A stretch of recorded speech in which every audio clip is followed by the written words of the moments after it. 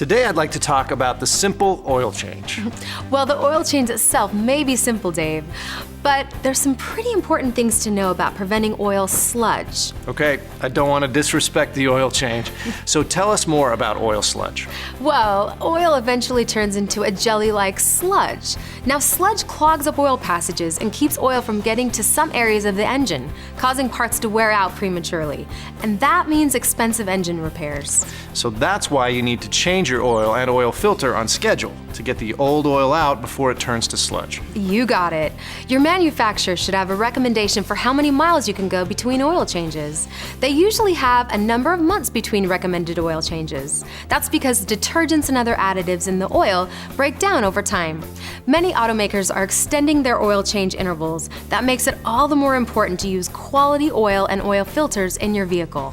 So give us more detail on the recommended oil change intervals. Well, it can be complicated. Your owner's manual will have a recommendation for time and mileage, but you need to remember that it's based on using the recommended weight of oil. And if your vehicle came from the factory with synthetic oil, the recommended intervals assume you continue to use synthetic.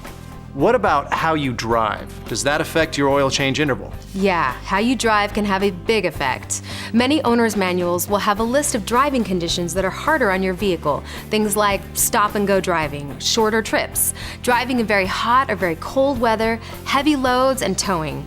If some of your driving fits this, you may need to change your oil and do other maintenance on a shorter schedule. Okay, now that is starting to sound more complicated. It can be. Some vehicles have an oil life calculator that takes all of these factors into account and tells you when you should change your oil. Otherwise, talk to your service advisor about how you drive and get her recommendation for when you take care of your service. And with all of this talk about the oil, let's not forget how important it is to install a quality oil filter when you get your oil changed.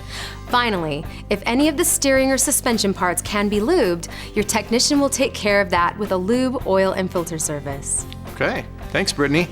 I'll never refer to it as a simple oil change again.